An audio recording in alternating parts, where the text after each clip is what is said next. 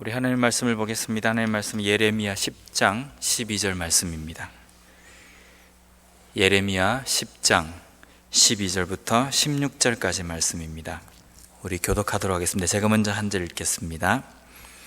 여호와께서 그의 권능으로 땅을 지으셨고 그의 지혜로 세계를 세우셨고 그의 명철로 하늘을 펴셨으며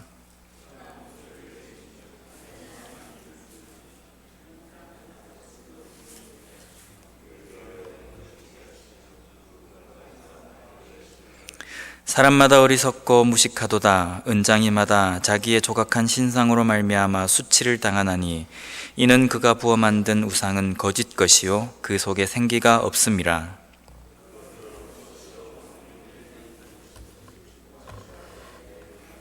함께 읽겠습니다. 야곱의 분깃은 이같지 아니하시니 그는 만물의 조성자요 이스라엘은 그의 기업의 지파라. 그 이름은 만군의 여호와시니라. 아멘. 제가 처음 신학교를 갔을 때 제 동기 그땐 전도사입니다. 전도사가 저에게 한 이야기를 듣고 저희 동기들끼리 앉아서 많이 웃은 적이 있는데요. 그 동기 전도사가 사역하던 그 교회에 선교원이 있었습니다. 그 선교원에 그 전도사의 아이가 다니고 있었습니다. 방학 때가 되면 이제 파트 교육자들도 주중에 나와서 교회 사역을 같이 합니다. 그런데 자주 차를 타고 신방을 갔다가 들어오면서 아이와 자주 눈이 마주쳤답니다. 그런데 어느 날 선교원에서 아버지의 직업에 대해서 그림을 그리고 그 밑에다가 무슨 일을 하는지에 대해서 적으라고 했답니다. 그런데 그 선교원 원장 선생님이 이 친구 전도사를 찾아와서 웃지 못할 이야기를 하는 겁니다. 애가 그림을 그렸는데 아빠 그림을 운전하는 그림을 그렸답니다. 그리고 밑에다가 운전사 이렇게 적어놨답니다. 맨날 교회에서 아빠가 보이는 모습은 운전하고 나갔다가 들어오는 모습만 보기 때문에 우리 아빠는 교회 운전사구나 이렇게 생각을 했다는 겁니다. 저희 집애가 어릴 때 제가 한번 물어봤습니다. 초등학교 들어가기 전인데요. 제가 막내 아들에게 너는 나중에 커서 뭐가 되고 싶니? 라고 하니까 자기는 목사가 되겠다는 겁니다. 네가 목사가 뭔지를 알고 네가 되려고 하느냐 물어보니까 안 돼요. 그래, 목사가 뭔데? 그러니까 앞에 나가서 노래 부르는 사람이라는 겁니다. 제가 전도사 때부터 계속 찬양 인도를 하니까 저의 모습을 본 것은 오직 앞에 나가서 노래하는 모습인 겁니다. 왜 어떤 아이는 똑같은 교육자를 보면서 목사를 보면서 운전사라고 생각하고 어떤 아이는 똑같은 목사를 보면서 노래 부르는 사람이라고 생각합니까? 자기가 목격하고 본 게 그것이기 때문입니다. 그렇다면 우리가 만약에 하나님의 그림을 그리라고 한다면 각자 어떤 그림을 그리시겠습니까? 물론 하나님을 우리가 본 적도 없고 들은 적도 없습니다. 어떻게 생겼는지에 대해서 성경에 기록한 것도 없습니다. 근데 우리가 하나님을 그리라고 한다면 머릿속에 그려지는 이미지가 있을 겁니다. 그 이미지가 다 다르다는 겁니다. 왜 다릅니까? 각자 경험한 하나님이 틀리기 때문입니다. 각자 경험한 하나님이 틀려서 다른 그림이 나올 수 있지만 중요한 게 한 가지가 있습니다. 사람을 그리라고 했는데 사람 모습이 다 다르게 나온다 할지라도 눈 2개, 코 하나, 입, 팔 2개, 다리 2개 있는 공통적으로 있어야 될 부분들은 반드시 갖추고 있는 그림을 우리는 그립니다. 그렇다면 하나님에 대한 이미지를 그리라고 했을 때에 각자가 경험하고 각자가 체험한 만난 하나님은 틀리기 때문에 조금 다를 수 있습니다. 하지만 공통적으로 하나님이라고 한다면 이런 분이시다라고 우리가 가지고 있는 기본적인 생각은 너나 나나 다 똑같아야 된다는 겁니다. 그러면 그 하나님의 공통적인 이미지는 우리가 어디에서 찾아볼 수 있습니까? 바로 성경입니다. 말씀을 통해서밖에 우리는 그 하나님의 이미지를, 공통적인 이미지를 찾을 수밖에 없다라는 겁니다. 오늘 저는 설교 말씀에 너무나도 당연한 이야기를 하려고 합니다. 너무 기본적이기 때문에 우리를 주일학교 아이로 생각하나, 왜 저런 설교를 하나, 그렇게 생각할 수도 있는 내용을 제가 지금부터 이야기하려고 합니다. 그런데 너무 당연하고 너무 기본적인 이야기이기 때문에 지금까지 우리의 삶 속에 너무 소홀히 해왔던 하나님에 대해서 제가 이야기하고자 합니다. 오늘 말씀을 통해서 내 마음속에, 우리의 삶 속에 변하지 말아야 할 하나님의 이미지가, 하나님의 형상이 어떤 것인지 다시 한번 지금까지 흩어져 있던 하나님의 생각들을 종합을 해서 다시 한번 우리의 마음속에 재정립하는 그런 시간이 되었으면 좋겠습니다. 창세기 1장 1절은 이렇게 시작합니다. 태초에 하나님이 천지를 창조하시니라. 이 창세기 1장 1절은 우리의 믿음의 시작입니다.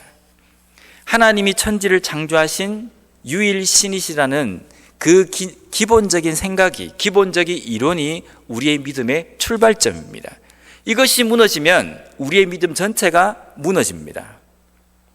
예수님께서 나의 죄를 위해서 죽으신 것은 내가 믿겠지만 하나님께서 천지를 창조하셨다는 것은 내가 못 믿겠다.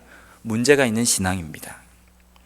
예수님이 보리떡 5개, 물고기 2마리로 5,000명을 먹였다는 것, 4,000명을 먹였다는 것 내가 알겠지만 하나님이 천지를 창조하셨다는 것은 내가 믿지 못하겠다. 이 신앙도 문제가 있는 신앙이라는 겁니다.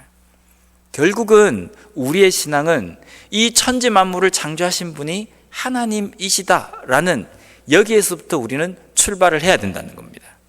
이 사실을 믿으십니까? 예, 믿어야 합니다. 그러면 이 천지 창조에 대해서 가장, 우리 인간들 중에 가장 먼저 목격한 사람은 누구입니까? 아담과 하와입니다. 아담과 하와는 하나님이 방금 천지를 창조하신 그 작품을 가장 가까운 곳에서, 우리보다 더 확실한 모습에서, 아직까지 망가지지 않은 모습에서 목격한 장본인들입니다. 증인들입니다. 그래서 아담과 하와는 우리가 산이나 바다를 볼 때, 야, 하나님께서 창조하셨다라고 생각하는 그 은혜보다, 그 감동보다 아담과 하와가 느끼는 감동은 더 클 겁니다. 왜? 하나님께서 방금 따끈따끈하게 만들어 놓으신 천지를 목격한 사람이기 때문입니다.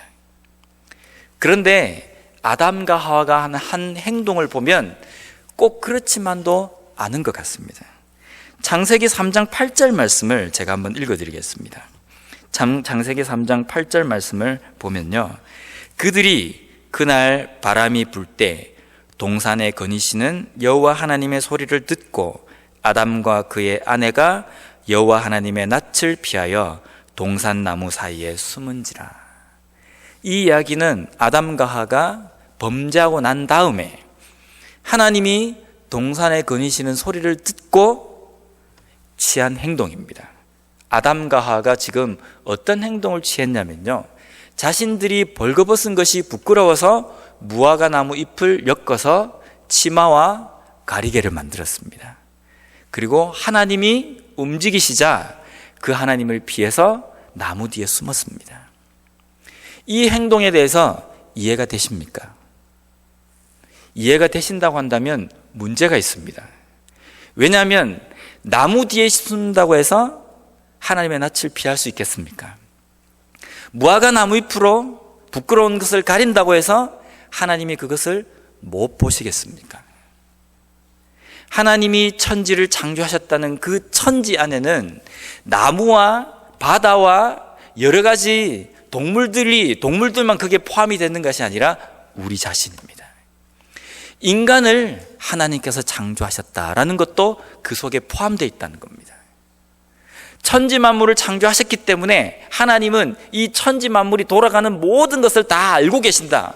우리는 그렇게 알고 있지만 이 천지에 나 자신을 포함시키지 않기 때문에 때로는 하나님이 내가 품는 생각도 모를 것이라고 착각하면서 살아갈 때도 종종 있다는 겁니다. 아담과 하가 마치 나무 뒤에 숨으면 하나님이 자신들을 못 찾을 것이라고 생각하고 나무 뒤에 숨는 모습과 똑같다는 겁니다. 하나님은 가린다고 해서 그것을 보지 못하시는 분이 아니라 나무 뒤에 숨는다고 해서 숨을 수 있는 분이 아니라는 겁니다. 오늘날 우리가 내가 하나님 앞에 나아간다는 이 표현을 예배에다 적용을 많이 합니다. 내가 지금 예배를 드리러 간다라고 할 때 나는 지금 하나님 앞에 나아간다라고 표현합니다. 하나님 앞에 나아갈 때에 어떤 마음으로 나아가십니까? 옷을 깨끗하게 입고 머리도 2대8로 쫙 갈라가지고 머리를 빗고 세수도 하고 화장도 딱 해서 좋은 옷을 입고 하나님 앞에 나아가는 것이 하나님 앞에 나아가는 것입니까? 좋은 옷을 입었기 때문에 너가 잘했다라고 칭찬하시겠습니까? 좋은 옷을 입었지만 마음속에 아직까지 준비되지 않은 예배를 드리기 위해서 하나님을 만나기 위해서 준비되지 않은 마음으로 앉아있다고 해서 하나님이 겉모습에 현혹되어 가지고 잘 준비했구나 이렇게 보시겠습니까?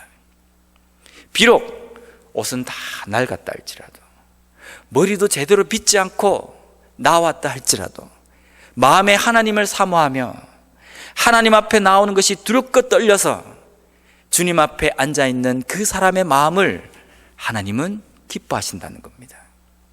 그런데 우리는 예배에 나아오기 전에 무엇을 먼저 준비하십니까?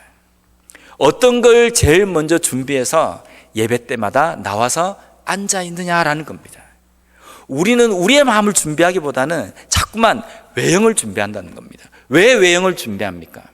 아담과 하가 무화과 나무 잎으로 팬티를 가리개를 만든다고 해서 하나님의 낯을 피할 수 있고 나무 뒤에 숨는다고 해서 하나님의 시선을 피할 수 있다라는 그 생각처럼 우리 속에도 그런 생각이 들어있다는 겁니다. 내가 잘 차려입고 앉아 있다고 한다면 하나님이 여기에 현혹될 것이라는 착각이 우리 속에 있다는 겁니다. 중요한 것은 하나님은 우리의 심령을 감찰하시는 분이시라는 겁니다. 잠언 16장 2절 말씀에 이렇게 기록되어 있습니다. 사람의 행위가 자기 보기에는 모두 깨끗하여도 여호와는 심령을 감찰하시느니라. 아무리 내가 보기에 깨끗하다 할지라도 별로 내가 죄를 짓지 않은 것 같다 할지라도 하나님은 조그만 죄의 티끌조차도 찾아내시는 심령을 감찰하시는 분이시라는 겁니다. 그 심령을 감찰하시는 하나님의 눈동자 앞에 우리는 아무것도 숨길 수 없습니다. 숨어봤자 숨을 수도 없고 가려봤자 가릴 수도 없다라는 겁니다. 우리가 하나님 앞에 나올 때에는 천지를 만드신 하나님이라고 우리 입으로 고백하며 나오지만 정말 우리의 입술의 그 고백처럼 내 심령 구석구석을 보고 계신 하나님이라고 우리가 의식하며 나오느냐라는 겁니다. 정말 하나님이 천지를 창조하시고 나를 만드신 분이라고 믿고 있다고 한다면, 진정으로 그것을 믿는 사람이라고 한다면 주님 앞에 나올 때에 두렵고 떨리는 마음으로 나와야 된다는 겁니다. 대충 세상에서 어떻게 살다가 내 마음이 어떻든 자리에 나와서 거룩한 척, 깨끗한 척 하고 앉아 있으면 될 것이라는 생각은 아예 버려야 된다는 겁니다. 왜냐하면 하나님은 척하는 그 모습에 현혹되시는 분이 아니라는 겁니다. 24시간 하나님은 우리와 동행하십니다. 내가 어디를 가든지 하나님은 가장 가까운 곳에 나와 함께 하고 계신다는 겁니다. 내가 기쁨 가운데 찬양을 할 때에도 하나님 우리와 함께 하십니다. 때로는 내가 입에 담지 못할 욕설을 다른 지체가 하고 있는 그 순간에도 가장 가까운 곳에서 주님은 안타까운 마음으로 그 모습을 지켜보고 계신다는 겁니다. 머릿속에 악한 생각으로 가득 차 있고 나 혼자 골방에 들어가 있는 그 시간에도 하나님은 가장 가까운 곳에서 내 생각을 훤하게 꿰뚫어 보시면서 함께하고 계신다는 겁니다. 우리는 하나님을 의식하는 그러한 삶을 살아야 된다는 겁니다. 두 번째로, 때로는 하나님을 뭔가 어떤 형상이나 어떤 물건, 어떤 공간에 하나님을 제약시키는 그런 실수를 종종 범합니다. 오늘 14절 말씀을 한번 보겠습니다. 14절 말씀에 보면 사람마다 어리석고 무식하도다. 언장이마다 자기의 조각한 신상으로 말미암아 수치를 당하나니 이는 그가 부어 만든 우상은 거짓 것이요 그 속에 생기가 없습니다. 사람은 참 어리석습니다. 우리 그리스도인들은, 하나님을 믿는 사람들은 그런 일이 없습니다. 근데 다른 종교에 있는 사람들은 분명 자기 손으로 만들어 놓고 자기 손으로 조각하고 자기 손으로 색칠을 칠하고 자기가 들어서 운반해가지고 자기가 만든 어떤 공간에다가 갖다 올려놓고 그걸 신이라고 이야기합니다. 그리고 그 신이 자기들에게 복을 줄 것이라고 생각한다는 겁니다. 얼마나 어리석습니까? 자기 손으로 만들어진, 자기 손으로 만든 그것을 신이라고 그 앞에 대고 손을 비비고 절을 하고 복을 빈다는 겁니다. 그리스도인으로 볼 때에, 그리스도인으로서 그런 사람들의 모습을 볼 때에 얼마나 어리석습니까? 그런데 우리도 때때로 이런 행동을 할 때가 있습니다.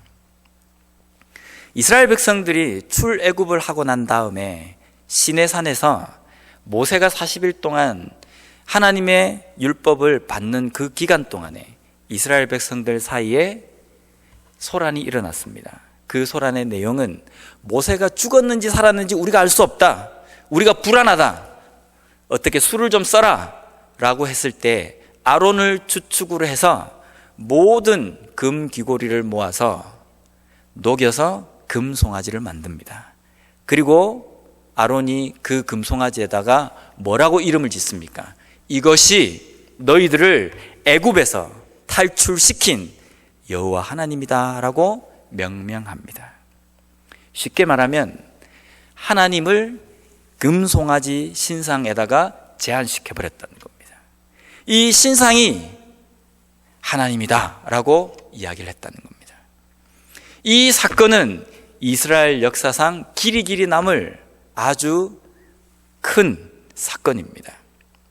뭐 때문에 이 사건이 크냐면요, 하나님이 이 사건 이후에 취한 행동을 보면 알 수 있습니다.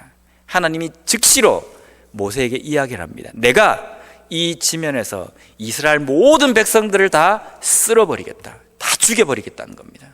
죽여버리고 내가 모세 너와 함께 새롭게 인생을 시작하겠다, 새롭게 역사를 시작하겠다 이야기를 하십니다.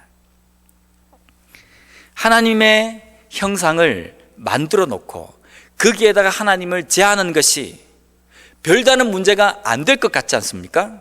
그런데 하나님은 백성들을 다 죽여버릴 정도로 노하셨다는 겁니다. 화를 내셨다는 겁니다.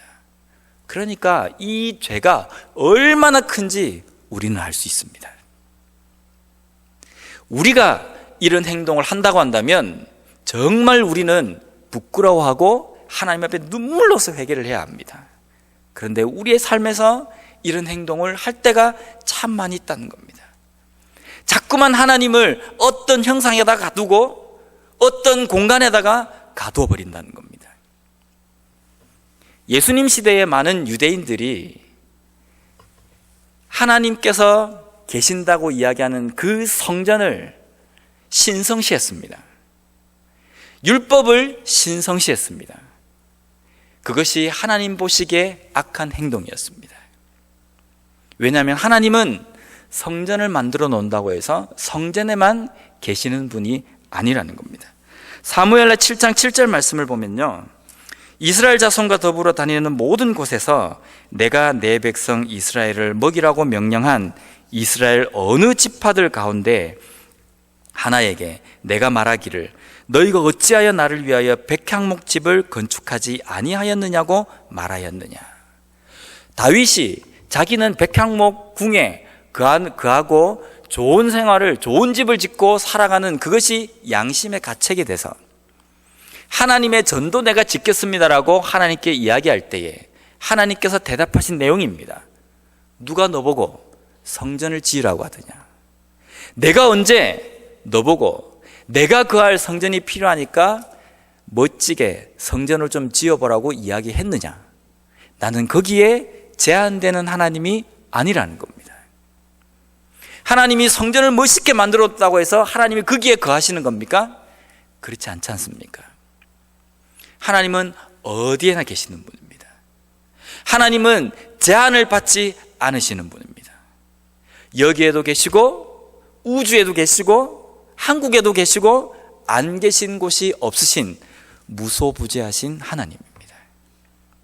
그런데 오늘날 한국 기독교에서는요, 하나님의 분신들을 너무 많이 만들어 놨습니다. 제 어릴 때에는 여자들이 메고 다니는 십자가 목걸이가 마치 불교에서 가지고 다니는 염주처럼 그렇게 취급받는 경우도 있었습니다. 십자가 목걸이를 목에 걸지 않으면 여자들이 밖을 나가지를 못했습니다. 하나님과 함께하지 않는 것처럼 느껴졌기 때문입니다. 이게 금송아지하고 뭐가 다릅니까? 하나는 송아지고 하나는 십자가 모양일 뿐입니다. 똑같이 그것을 우상화시키고 거기에 하나님이 깃들여 있다고 생각한다는 겁니다. 때로는 이 성경책에다가 하나님의 분신을 집어넣습니다. 안에 있는 말씀이 중요하지 성경책 자체가 하나님이지 않지 않습니까? 그런데 자꾸만 여기에 하나님의 분신을 넣어놓아서 이걸 신성시한다는 겁니다. 때로는 예수님 그려진 그 그림이 마치 예수님인 것처럼 신성시할 때도 있다라는 겁니다. 물론 이런 행동을 제가 꼬집어서 비판하고자 하는 내용은 아닙니다. 우리가 그것을 왜 그렇게 하는지에 대해서 다시 한번 깊이 생각해 봐야 합니다. 하나님이 어떤 물건에 깃들여져 계십니까? 그렇지 않습니다. 하나님은 추한 곳에도 함께 계시고 거룩한 곳에도 함께 계시고 평온한 곳에도 함께 계시지만 시끄러운 곳에서도 하나님은 나와 함께 하신다는 겁니다. 찢어진 성경책도 그 안에 적혀져 있는 말씀이 소중한 겁니다. 그 말씀 가운데 하나님께서 임하신다는 겁니다. 성경책에 임하는 것이 아니라는 겁니다. 그런데 자꾸만 우리는 어떤 물건을, 어떤 형상을 하나님처럼, 하나님 대신해서 거룩하게 섬기고 그것을 하나님처럼 바라본다는 겁니다. 그렇게 바라보는 건 좋습니다. 소중하게 생각하는 것은 나쁜 건 아닙니다. 하지만 중요한 것은 그것은 소중하게 생각하고 그것이 마치 하나님 것처럼 떠받들지만 그것이 없는 곳에서는 하나님을 전혀 의식하지 않는다는 게 문제라는 겁니다. 성경책은 신성시하지만 성경책 속에 있는 하나님의 말씀을 보지 않는 게 문제라는 겁니다. 성경책이 없는 곳에서는 전혀 하나님을 의식하지 못하고 있다는 게 문제라는 겁니다. 하나님은 어디에나 계신데, 하나님은 어떤 공간에 제약받는 분이 아니신데 공간 안에다가 집어넣어 버립니다.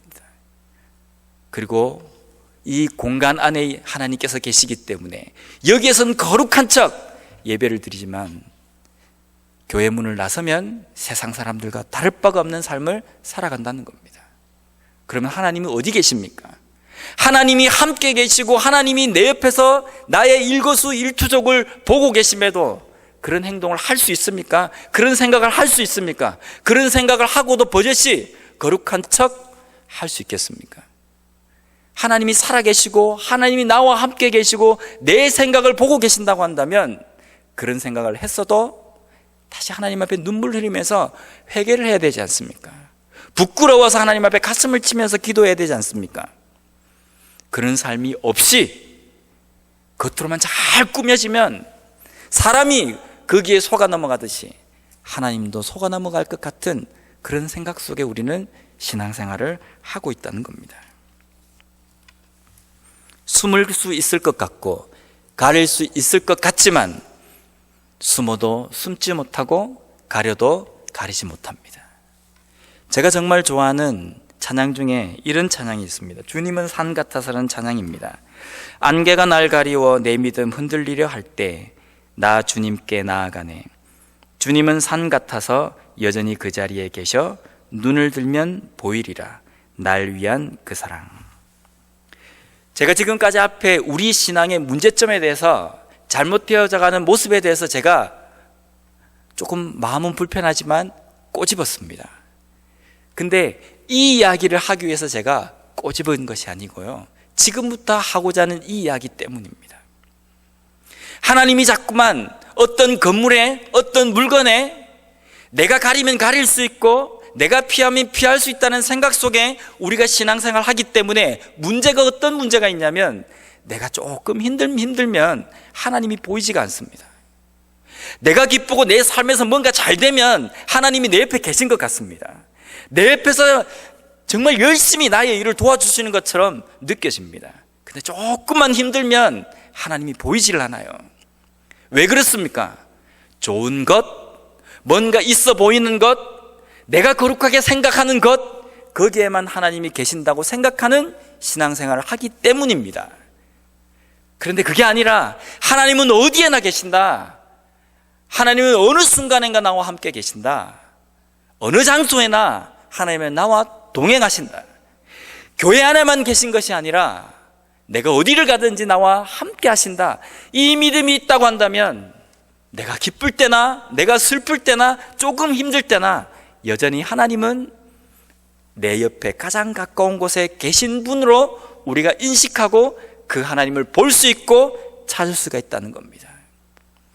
하나님이 제한적이고 숨으면 숨을 수 있을 것 같고 도망치면 도망칠 수 있을 것 같은 그런 존재로 우리의 마음속에 생각하기 때문에 내가 조금 힘든 어떤 어려움의 안개가 내 앞을 가릴 때에 하나님이 보이지 않는다는 겁니다. 근데 그 안개가 걷히면 하나님이 여전히 원래 있었던 그곳에 산처럼 떡하니 버티고 계신다는 겁니다. 문제는 무엇 때문입니까? 내가 보지 못한 겁니다. 보이지 않는 것이 아니라 내가 보지 못한 것입니다. 하나님은 여전히 그곳에 계신데 내 마음이 자꾸만 하나님을 다른 쪽으로 집어넣고 다른 데다 제한시켜 버리기 때문에 하나님을 느끼지 못하고 만지지도 못하고 하나님의 음성을 듣지 못하는 겁니다. 지금 하나님 어디 계십니까? 지금 우리 마음속에 이곳에 함께 계신다는 겁니다. 왜 그렇습니까? 예배를 드리기 때문입니까? 아닙니다. 우리가 이 자리에서 나와서 주차장에서 함께 모여서 예배를 드리고 기도하고 있다면 그곳에 역시 하나님이 함께 계신다는 겁니다. 우리가 이 예배를 끝나고 난 다음에 전부 다 함께 식사하러 어느 식당에 갔다고 한다면 하나님이 여기에 남아 계십니까? 그곳에도 함께 계신다는 겁니다. 그곳에 하나님께서 함께 계시기 때문에 그곳이 성도가 있는 곳이기 때문에 거룩한 곳이라는 겁니다. 그곳이 하나님의 말씀이 선포되어진다고 한다면 거룩한 예배가 된다는 겁니다.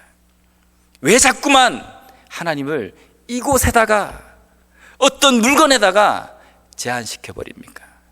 이스라엘 백성들이 금송아지에다가 하나님을 제약시킨 이유는 자기 위안 때문입니다.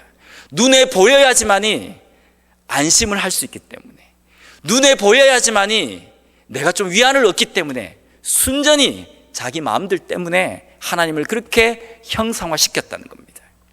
그래서 하나님이 너를 위하여서 우상을 만들지 마라.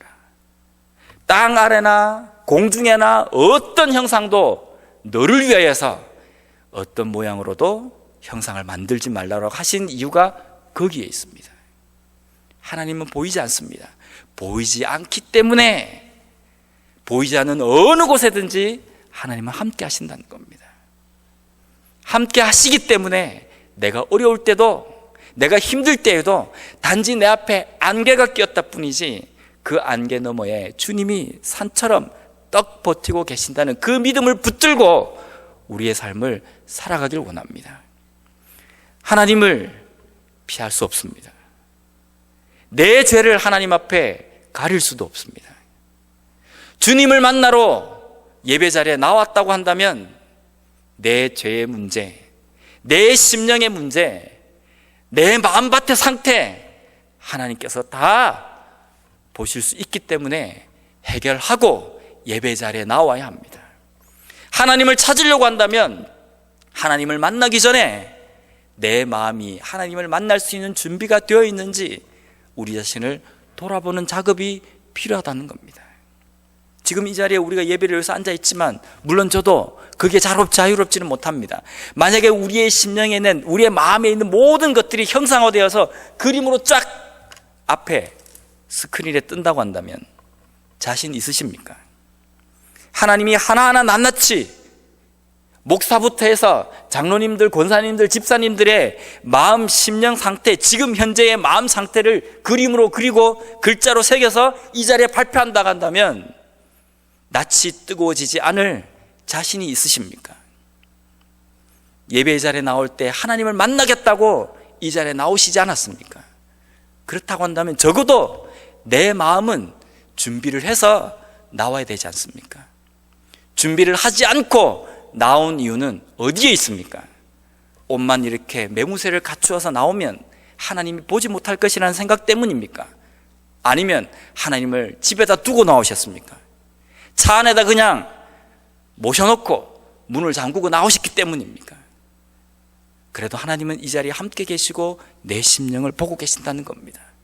내 심령을 감찰하시기 때문에 어떤 죄악도 주님 앞에 숨길 수 없지만 때로는 내가 힘들 때에도 가장 가까운 곳에서 나와 함께 하시기 때문에 하나님을 찾을 때에 우리는 하나님을 만날 수 있고, 하나님을 보고 싶을 때에 우리는 하나님을 볼 수 있고, 하나님의 음성을 들으려고 할 때에 하나님의 음성을 쉽게 들을 수 있다는 겁니다. 오늘 이 밤에 그러한 하나님을 다시 한번 우리가 경험하고 체험함으로 말미암아 아담과 하와처럼, 이스라엘 백성들처럼 하나님의 낯을 피하고 하나님 향하여서 숨는 그런 어리석은 행동이 아니라, 하나님을 어떤 형상에다가 집어넣는 그런 행동이 아니라 어디에나 계시며 가장 가까운 곳에 나와 함께 하시는 그 하나님을 느끼며 앞으로의 우리의 삶 속에 매 순간순간마다 보이지 않는 그 하나님을 의식하며 살아가는 삶이 되게 해달라고 부르짖는 이 밤이 되시길 바랍니다.